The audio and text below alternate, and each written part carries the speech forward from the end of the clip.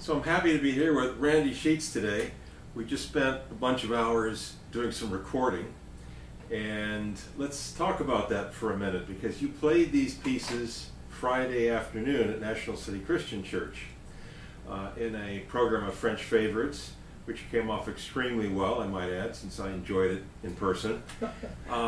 Let me start by asking you, how do you experience playing on a Hauptwerk system as opposed to a live organ, which is what we did today? You played a number of those pieces here, and you played it on the National City Christian Church organ on Friday. So give me a sense of what the difference is.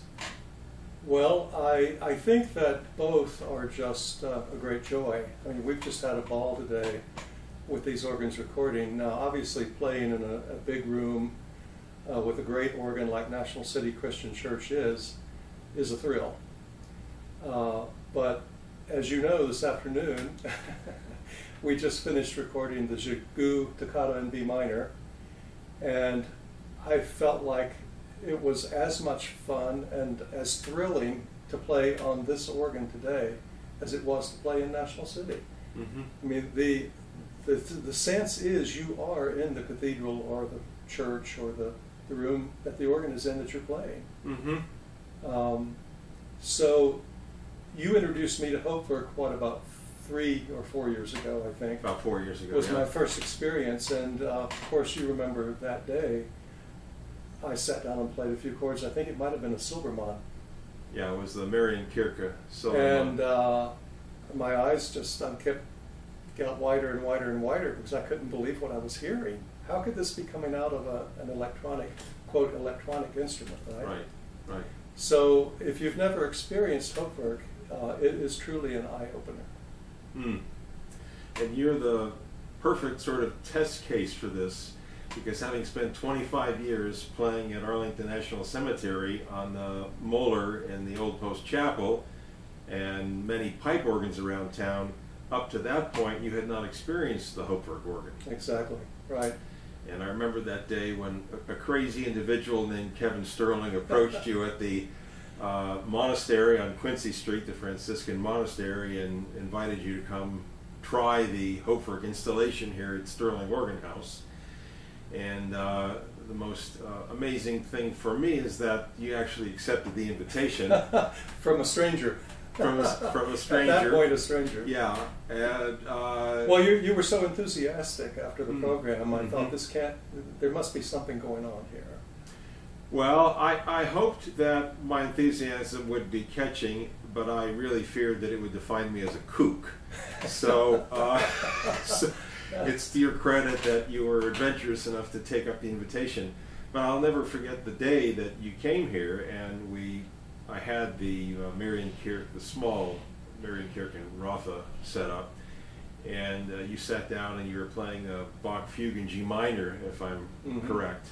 And my wife was doing a little video on the phone, which I still have, and I go back to that recording with delight, because you said at one point, "We'll have to use this organ in the recital." Well, which I knew you were hooked at that point. I think so, and probably, I don't remember what other organs you pulled up that day, but I probably said the same thing about those organs as well. Right, right. So today we used the custom-built chamber organ that Al Morse and I designed, and played a few pieces on that. And then we moved on to the wonderful organ by Edmund Schultz in Armlee, that famous German romantic organ. So give me a little feedback about those two organs. What do you think of those? Well, the custom organ that you and Al did, I don't think I'm smart enough to understand how you did that. It kind of Al's work kind of makes me, my brain is not big enough to understand, because it's just amazing that you can create these stops mm-hmm. and do different things with them, adjust the voices, just like you would on a pipe organ, I mm-hmm. guess, right? Right, exactly. And just the clarity and the color, and just a lot of fun to be able to pull a big giant draw knob out. Yeah. For that organ. Yeah. That was fun. It was fun for me to see that happen. So to set it up so that you can access the stops as you would on the computer screen, in addition to having draw knobs, is a fun idea. Yeah. Of course, this console isn't big enough to have a full complement, but it's still fun to have a few to play with, simulate the real thing. So you are now in a new phase of life, having retired from Arlington National Cemetery, and have more time to practice. Just give us a sense of what the future might hold for you. Well, I'm not sure everything that it holds, but certainly more music. I have told several people over the last few months, I was at Arlington Cemetery for 25 years, and I retired last month. And as word got out over the past several months that I was going to retire, several people asked me, what are you going to do now? And my honest, heartfelt reply was, I'm finally going to have the time that I need to learn to play the organ. And Wonderful. people look at me like, what are you talking about? Well, actually, playing for services all day long is very different than having time to study and prepare other things and learn new things.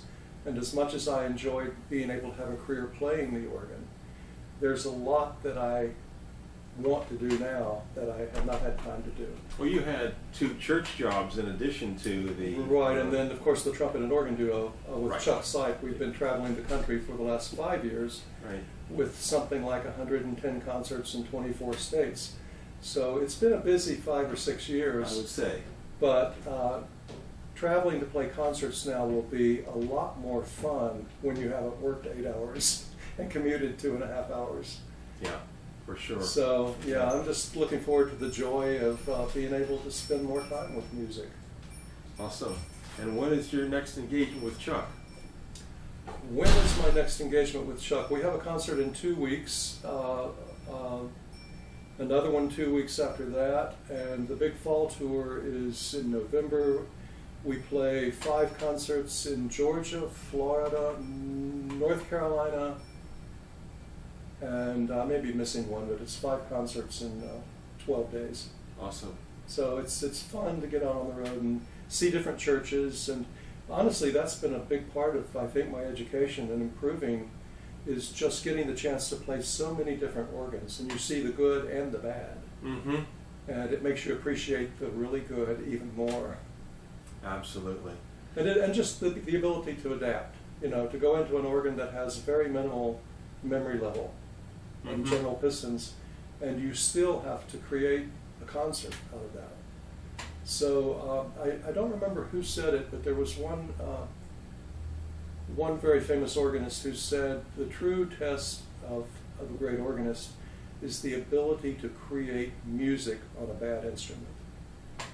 So even if you encounter a bad instrument, you still have to make music on that. So it's been, getting to as many different organs as you can has been really one of the great things about the last 5 or 6 years. Well, happily, you're also very capable of creating great music on a great instrument, as evidenced by your concert Friday at the National City Christian Church. And it was really good to see you back out on the solo concert trail once again. I think it's been a while since you've done that. It has been a while, and it was, as much as I enjoyed playing with Chuck Seipp, our trumpet and organ duo, it was fun to go out again as a soloist, and I look forward to doing more of that as well. And I look forward to being in the audience, and appreciated that concert and very much the time that you spent today. We had a blast, and can't wait to put these things up on our new YouTube channel and get a bunch of... as I said a few moments ago when we finished, you sure know how to show a guy a good time. We had a great time today. Thank you so much. Appreciate it. You're welcome. All right. Pleasure.